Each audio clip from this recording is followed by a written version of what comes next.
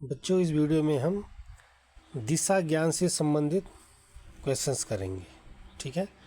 और क्रम व्यवस्था वाले क्वेश्चन करेंगे, जिसके लिए मैंने आपको शॉर्ट ट्रिक बता भी रखी है। जहाँ यहाँ पे लिखा है कि एक ही व्यक्ति का स्थान यदि दोनों तरफ से दिया हो तो कुल संख्या पूछी गई हो कि वहाँ कुल कितने बच्चे हैं उस लाइन में, तो आपने क्या करना है, आपने उन कुल बच्चों को जोड़ देना है और उनमें से एक घटा देना है, ठीक है। जैसे मैंने कहा, राम एक लाइन है और राम इधर से जो है 8वें नंबर पे है और इधर से वो जो है 6ठे नंबर पे है, ठीक है।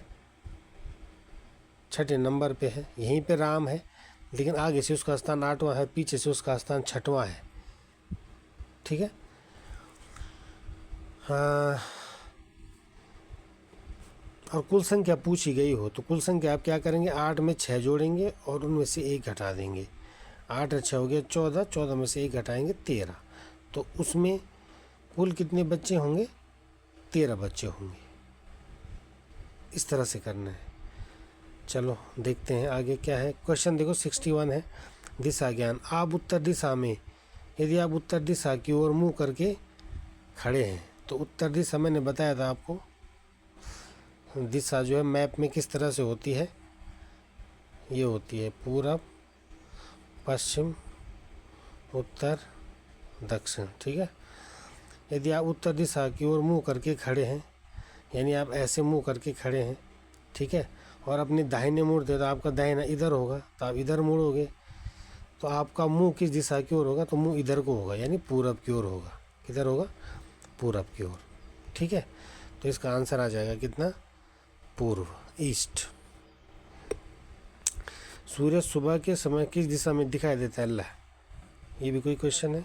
सूर्य सुबह किस दिशा में उगता है, तो पूरब दिशा में उगता है, यह दिखाई देता है। अच्छा, आपके पिताजी के भाई आपके रिश्ते में क्या लगेंगे, तो पिताजी के भाई या तो चाचा लगेंगे या ताऊ लगेंगे, है ना। पिताजी से बड़े होंगे तो ताऊ और छोटे होंगे तो चाचा। आपकी माता जी की माता आपकी क्या लगेंगे, तो माता जी की माता जो है हमारी नानी लगेगी, ठीक है। चलो आगे देखते हो, रैंकिंग टेस्ट, ठीक है। और जो अभी मैंने बताया था, बच्चों की एक कतार में राहुल का स्थान आगे से 5वां और पीछे से भी 5वां है, तो कतार में कुल कितने बच्चे हैं। इधर से राहुल 5वें स्थान पे है, इधर से भी वो 5वें स्थान पे है, तो दोनों 5 को हम जोड़ देंगे, 5 + 5, और उनमें से एक को हम माइनस कर देंगे, तो कितना होगा, 5 × 5 = 10, -1 कितना होगा, 9। तो कतार में कुल, कतार माने लाइन, पंक्ति में कुल कितने बच्चे हैं, 9 बच्चे हैं, ठीक है। अब समय और कैलेंडर, यदि आज सोमवार है तो ठीक 7 दिन बाद कौन सा बार होगा, तो यदि आज सोमवार है तो ठीक 7 दिन बाद वही बार हो जाता है, ठीक है। वैसे भी करके देख लो आप, ये सोमवार है, ये मंडे है, सोमवार, ठीक है। 7 दिन बाद, ठीक 7 दिन बाद, तो 1 2 3 4 5 6 7, तो देखो मंडे के बाद Tuesday, Wednesday, Thursday, Friday, Saturday, Sunday और ये मंडे आ गया। फिर मंडे आ गया, यहाँ मंडे था, तो 7 दिन बाद फिर क्या आ गया, मंडे आ गया, सोमवार ही आ गया, ठीक है बच्चों। चलो, वर्णमाला स्थान देखो, वर्णमाला स्थान, अंग्रेजी वर्णमाला में ए से शुरू करने पर 5वां अक्षर कौन सा होगा।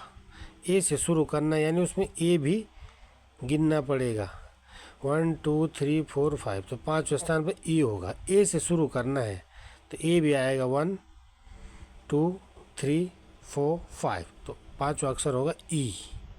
क्या होगा, ई। घड़ी की सुई, यदि किसी घड़ी में ठीक 3 बजे हैं तो घंटे और मिनट की सुइयों के बीच कितने डिग्री का कोण बनेगा, ठीक है। तो ये घड़ी है, यहाँ हो गया 12, यहाँ हो गया 6, यहाँ हो गया 3, यहाँ हो गया 9, और ये घंटे की सुई है, 3 बज रहे हैं, और ये मिनट की सुई है। तो ये घंटे की सुई और मिनट की सुई के बीच का कोण क्या बनेगा, 90 डिग्री। क्या बनेगा, राइट एंगल बनेगा, 90 डिग्री का कोण बनेगा। तो इसका आंसर आएगा क्या, 90 डिग्री समकोण।